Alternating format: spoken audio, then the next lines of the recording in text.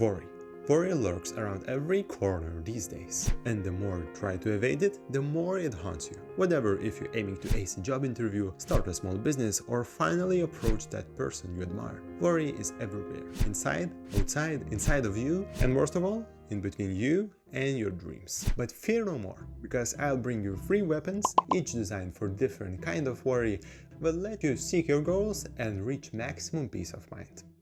So let's say you've chosen your poison, and not the real one, of course. That would be a terrible advice and probably more suitable for YouTube Shorts than a full video. By choosing your poison, I mean selecting an activity that you think will totally destroy your life, and you can't stop worrying about it. Thus, asking that girl out seems terrifying enough. I bet for many it is, so that will be our example. Let's imagine that finally the day has come, and you will ask that barista out. You come to the coffee shop, try to ask for something more than a coffee, and I mean a date, but of course she declines. And maybe does that not so politely by adding some joke on top of it. Of course, you will feel a wave of embarrassment on your way home, perhaps even some sadness throughout the rest of the day, but you need to ask yourself one question. Is that the worst possible outcome?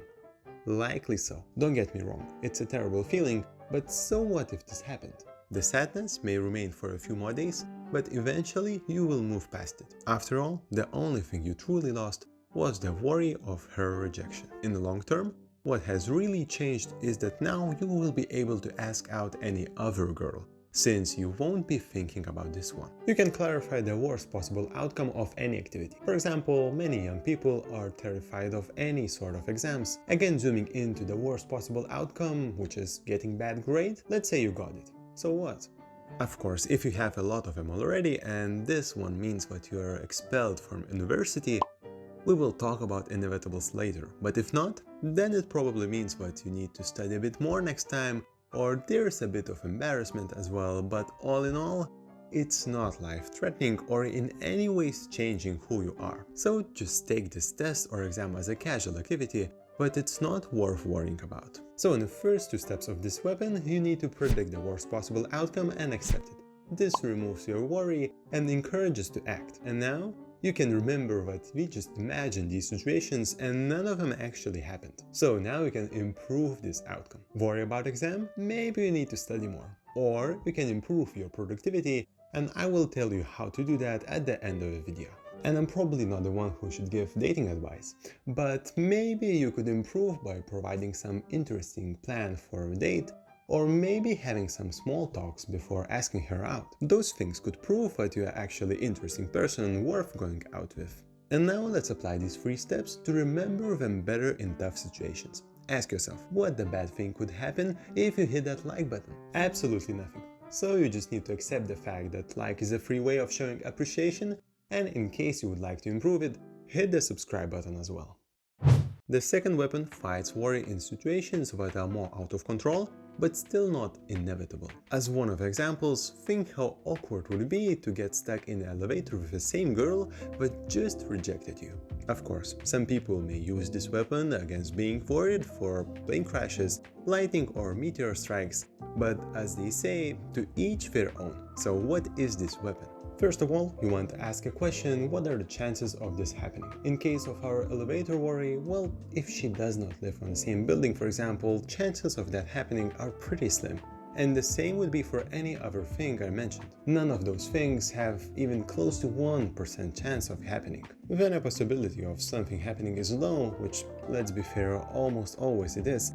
I would recommend just forget about it, because it's not going to happen. If you're still worried about the thing, what usually helps me is to try to think of some legit plan B. What would I do if it happens after all? If stuck in the elevator, maybe you should just ask her out once again, saying it was a sign and now she has to accept it. In terms of plane crash, well, make sure that you know all the safety procedures. So the second weapon is to think how unlikely is your worry to happen. And if that does not work fully for you, think of a plan B, in case it does happen. And we arrive to last inevitable part. And I mean, it's a part about worrying for inevitable things. Someone may not like dentist appointment, someone gym later in the day.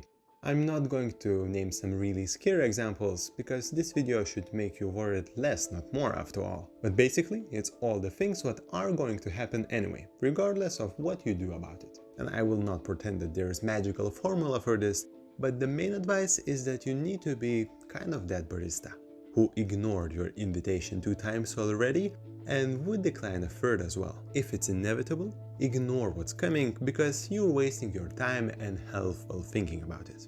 It's really hard not to think about it, sure it is, but you want to distract yourself by filling your calendar with activities what you love or those what give you new challenges and get you into the flow state. Also, you can live one day at a time. Each morning, think of this day as one independent project, think of a few goals you want to achieve, what activities to complete, and so on.